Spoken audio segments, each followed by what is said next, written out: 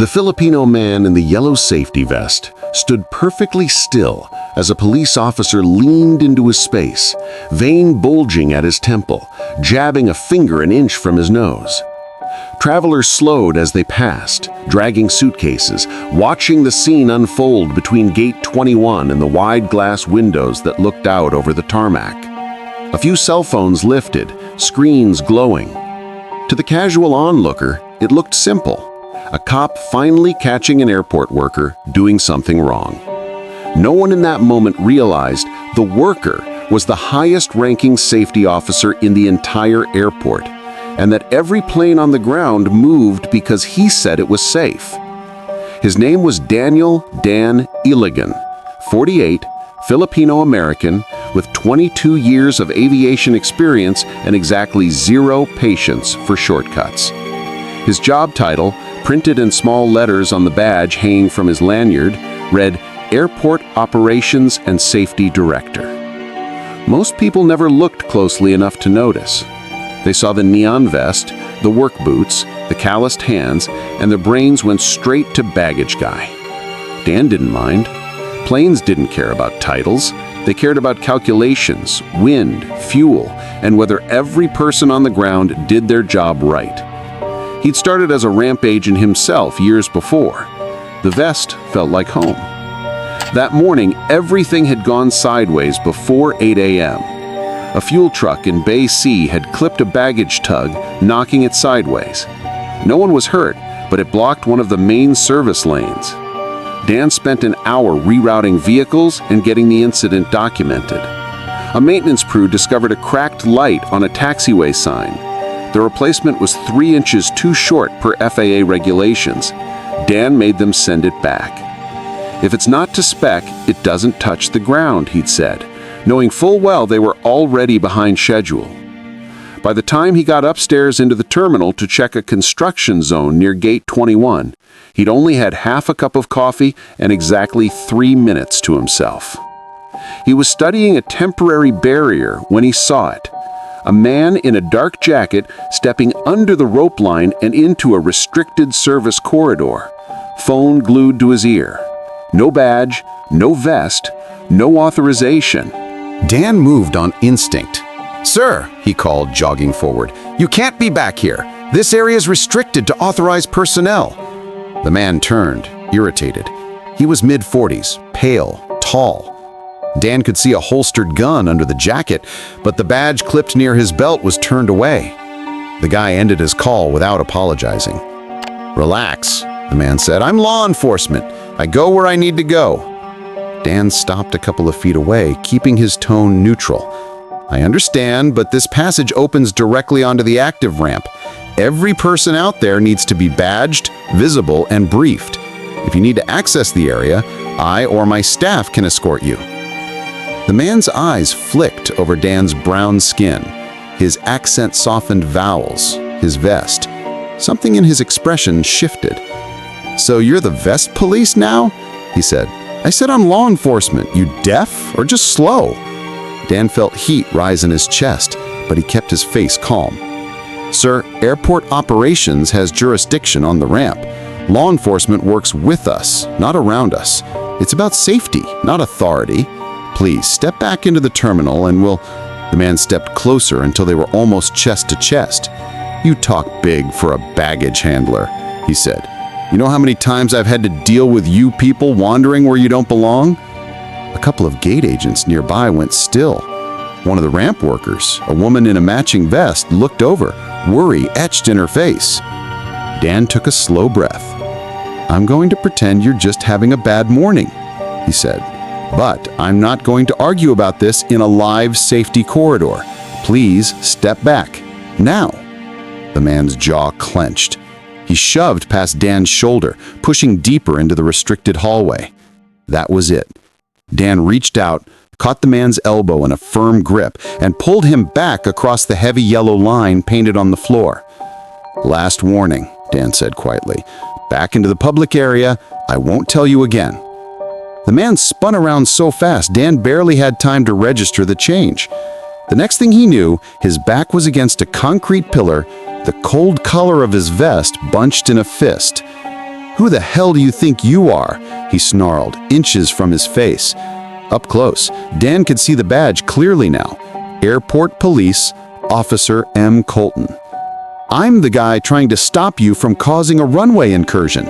And if you'd like to keep your weapon and your job, I suggest you unhand me." Colton's grip tightened.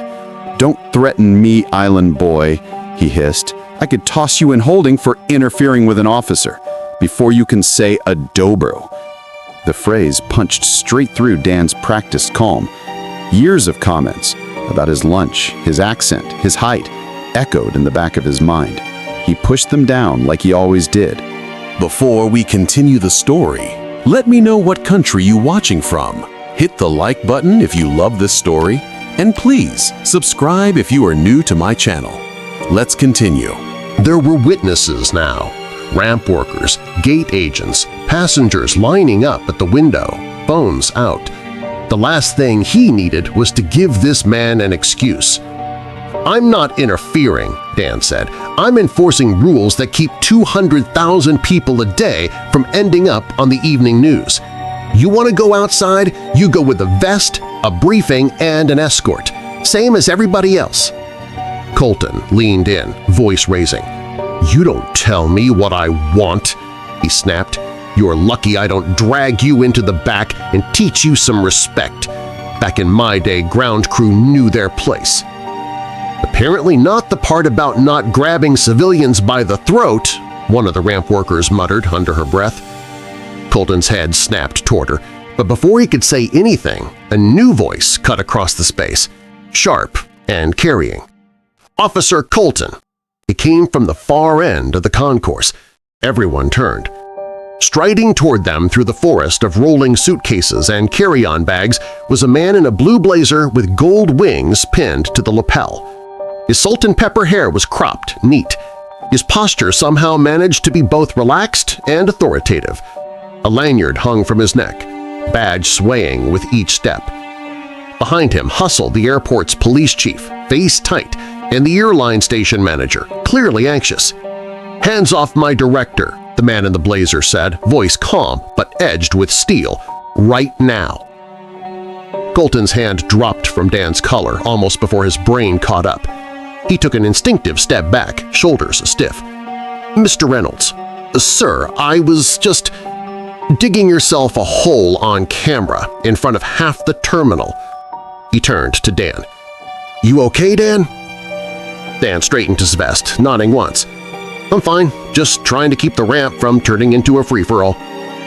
Reynolds nodded, then pivoted back to Colton. "Officer, what exactly did you think you were doing? I heard your voice from 2 gates down. So did every passenger at gate 19. Colton stiffened. "Responding to suspicious behavior in a restricted area. This guy grabbed me when I was in the middle of an investigation." Reynolds' eyebrows climbed. "Suspicious behavior? You mean the behavior of the airport operations and safety director doing his job?" Colton frowned. "Director?"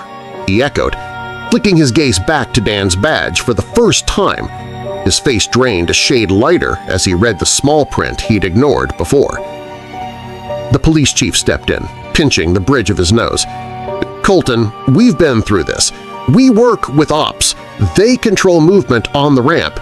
You don't just wander out there because you feel like it, and you definitely don't put your hands on the guy in charge of it." Colton's jaw worked. "He put his hands on me first, pulled me back like I was some rookie. I'm not going to let someone like him yank me around." "Someone like him?" Reynolds repeated, his tone turning icy. "You mean the person I trust with every takeoff and landing at this airport? The one who wrote half the safety protocols you are supposed to follow?" One of the gate agents couldn't help it. She let out a soft, disbelieving laugh. Reynolds turned slightly, addressing everyone within earshot now. "For those of you who don't know, this is Daniel Illigan. He is the Airport Operations and Safety Director and an FAA-certified airfield inspector. When he tells anyone that an area is restricted, it's not optional, it's law, and frankly, he's the reason our incident rate is the lowest in the region." There was a brief murmur among the staff. The ramp worker, who had spoken up earlier, folded her arms, lips twitching. The police chief looked like he wanted to sink into the floor. "Mr. Illigan, on behalf of our department, I apologize. This is not the partnership we intend to show." Dan exhaled slowly, the adrenaline finally beginning to ebb. "What I want is for your officers to understand that when they step into my environment, they follow the same rules as everyone else. I don't care if it's a cop, a CEO, or a celebrity. On the ramp, the laws of physics and the FAA beat ego every time." Reynolds nodded approvingly. "Well said," he murmured. He looked at Colton again. "Do you have any idea who signs off on the safety report that goes to the FAA with my name on it?" he asked. "Dan does. You just publicly screamed at and put your hands on the man whose expertise keeps your own patrol car from becoming runway debris." Colton's ears burned. He seemed to shrink a little. "I didn't realize," he muttered. "He looked like what?" Dan asked quietly. "Like he works hard for a living? Like his parents didn't grow up speaking English at home? That tell you everything you needed to know?" Colton opened his mouth, closed it. The phone's recording picked up every second of his silence. Reynolds sighed. "Officer Colton, you're done here for today," he said. "Go with Chief Ramirez. You and I will be having a longer discussion later." Off the floor. The police chief nodded stiffly. "Move," he said to Colton, jerking his head toward the service hallway. As they walked away, Reynolds turned back to the cluster of ramp workers and agents. "Everyone good?" he asked. "Nobody hurt?" "Just our ears," someone called, earning a ripple of laughter that finally cut the tension. Reynolds clapped Dan lightly on the shoulder. "You sure you're okay?" he asked more quietly. Dan nodded. "I've been called worse than baggage handler," he said dryly, "but I'd rather not add choked by our own cop to my resume." Reynolds' expression hardened. "You won't," he said, "not without consequences on their side." He took a step back and raised his voice just enough for the passengers nearby to hear. "For what it's worth, if you ever see this man telling you to stop, move, or wait, do it. He's the one making sure you get where you're going, alive." Later that afternoon, a short video would start circulating online. A clip of a white officer jabbing a finger at a Filipino man in a safety vest, followed by the moment an airport director strode in and introduced the worker as the operations and safety director. Comment sections would erupt with debates about respect, rank, and how people read uniforms. But for Dan, the moment that stayed with him happened hours after the crowd had dispersed. He was back on the ramp checking a jet bridge alignment when a young officer approached him. Not Colton, someone younger, Latino, nervous.